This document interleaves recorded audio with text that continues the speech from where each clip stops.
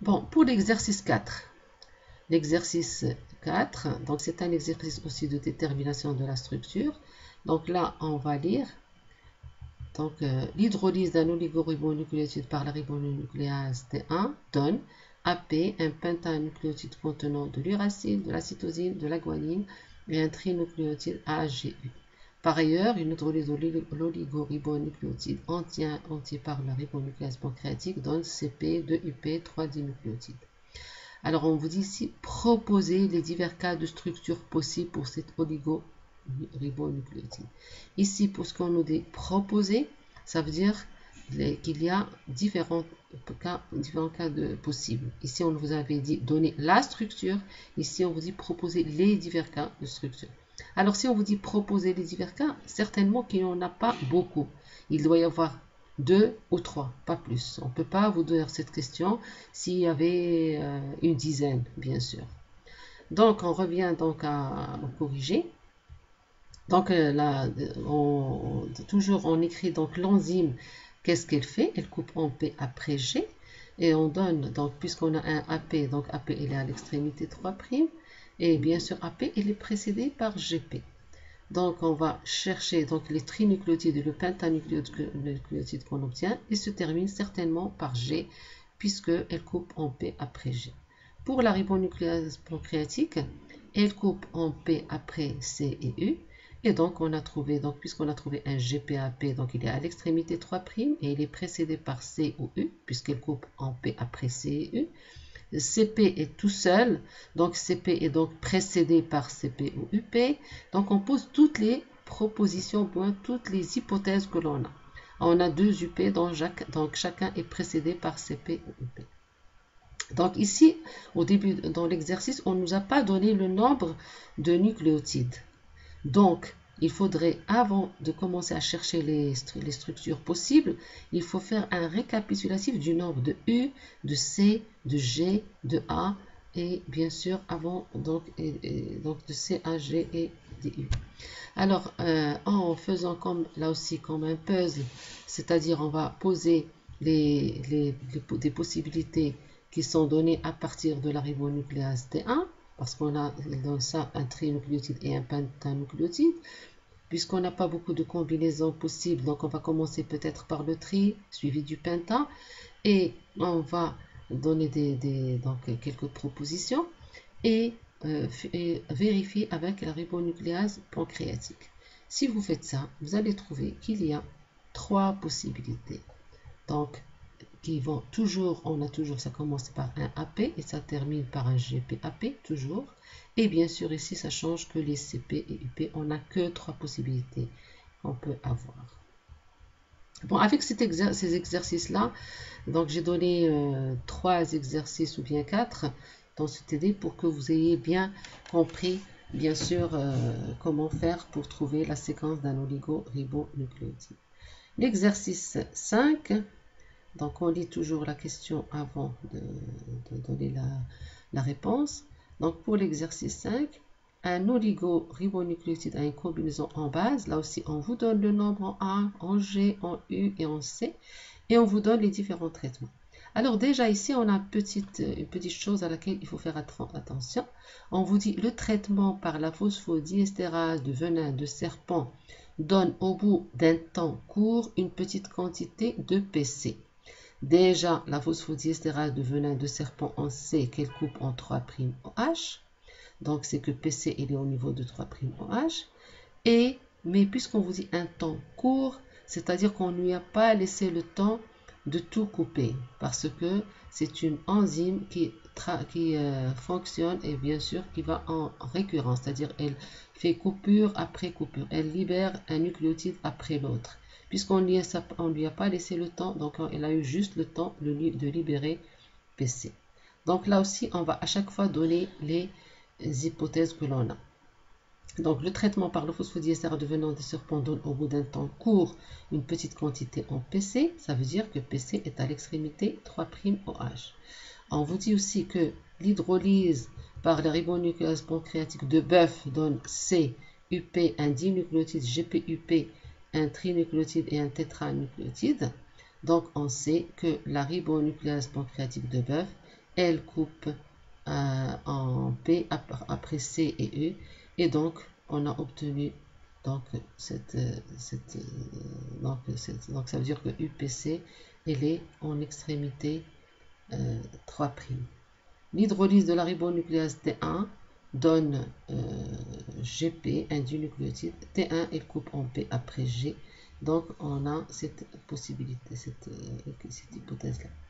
Alors ici dans la question on vous dit, donc je lis la question, déterminer la structure de cet oligo-ribonucléotide, c'est-à-dire il y en a une seule structure qui est possible. Donc si vous faites les différentes possibilités, vous allez tomber sur un seul cas possible, le cas de figure, c'est celui-là. Donc toujours en finissant quand vous trouvez la structure d'un fragment d'ARN, alors il faudrait tout d'abord revenir au début de l'exercice et regarder faire le nombre, combien vous avez de G, de U, de A et de C, pour vérifier est-ce que vous êtes bon, d'accord. Faire les sites de coupure, c'est-à-dire la RNase T1 elle coupe après G, la ribonucléase pancréatique elle coupe après U et après C, et donc la T1 elle coupe après A, et voir est-ce que vous avez les mêmes données de l'exercice. Bon, pour l'exercice, donc c'est tout pour les séquences. On va passer à un autre type d'exercice. L'exercice 6, on vous dit que l'ADN des noyaux cellulaires d'un tissu animal mesure 0,68 mètres. Combien contient-il de nucléotides? Alors, donc ici, l'ADN des noyaux cellulaires d'un tissu animal mesure 0,68 mètres. Alors, on sait qu'une paire de nucléotides occupe une longueur égale à 0,34 nanomètres. Donc, si une paire correspond à 0,34 nanomètres, on va chercher pour 0,68 parce que c'est 0,68 mètres, alors qu'ici, il est en nanomètres. Donc, X est égal à 1 fois 0,68 sur 0,34, c'est 2 10 paires, 10 à la puissance 9 paires de nucléotides. Donc, le nombre de nucléotides est de 10 à la puissance 9 fois 2, donc c'est 4, 10 à la puissance 9. Parce que la question, c'est le nombre de nucléotides, pas le nombre de paires de nucléotides, donc ne pas oublier de multiplier par 2. Alors après, on vous dit, la question, je reviens à la question, après on vous dit, calculer son poids moléculaire. Donc, un nucléotide a une masse molaire de 300 daltons, donc il suffit de multiplier ces 4 10 à la puissance 9 nucléotides par 300, donc 300 fois 4 est égal à 12, 10 à la puissance 11 daltons. Alors la dernière question, c'est, alors on vous dit, l'analyse de cet ADN après hydrolyse totale donne un rapport molaire A sur G égale à 2. On compare cet ADN à un ADN bactérien dont le rapport est égal à A sur G est égal à 4. Calculez le pourcentage en A, G et C et T dans les deux cas. Donc, ceci revient à faire quoi? Cas de l'ADN de noyau cellulaire du tissu animal, on a A sur G égale à 2. Et donc, on voudrait calculer le pourcentage en A, G, C et T. Donc, il suffit de se rappeler que A plus G plus T plus C est égal à 100%, égal à 1. Donc, il suffit de remplacer, donc, puisqu'on a A sur G égale à 2, donc on a A est égal à 2G. Donc, on va remplacer donc chacun, et on sait que A égale à T et G est égal à C. Et par conséquent, on aura 2A plus 2G égale à 1, et donc 2 fois 2G plus 2G égale à 1, et par conséquent, vous aurez G égale à 1 sixième fois 100, c'est-à-dire 16%. Puisqu'on sait que C égale à G est égal à 16, va être égal à 16%. Et bien sûr, A qui est égal à 2G, donc on sait à partir de cette relation que A est égal à 2G. Si ici, G est égal à 1 sixième fois 100, donc A est égal à 2 sixièmes fois 100. Donc, vous avez 34%, et donc T égale à A est égal à 2,6, 2 sur 6 qui est égal à 34%. Donc, on fait la même chose pour l'ADN bactérien. Donc, on a A sur G égale à 4, et on sait que A plus G plus T plus C égale à 1. Donc, 2A plus 2G est égal à 1. Et donc, 10G est égal à 1. Et si on remplace, on aura C égale à G égale à 10% et T égale à A égale à 40%. Bon, la dernière question, c'est que lequel des deux a-t-il le point de fusion le plus élevé et bien sûr pourquoi? Alors le point de fusion ou bien la température moyenne de fusion, c'est la température à laquelle 50% de l'ADN est dénaturé. Alors on sait que la TM, la température moyenne de transition, elle est proportionnelle au contenu en C et G. Plus la teneur en C et G est élevée, plus Tm est grand.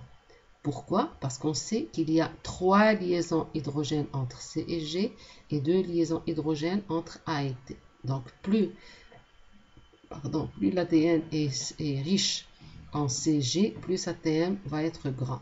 Donc dans ce cas, c'est l'ADN du tissu animal qui a la TM la plus élevée, car on a ici C et G égale à 16%, ici vous avez C et G égale à 10%.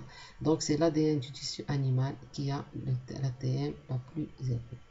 Donc ceci pour le corriger, donc le TD sur les acides nucléiques. Donc vous essayez donc de refaire, et si vous avez bien sûr des questions, bien sûr n'hésitez pas à poser questions par mail ou bien via l'interface Moodle.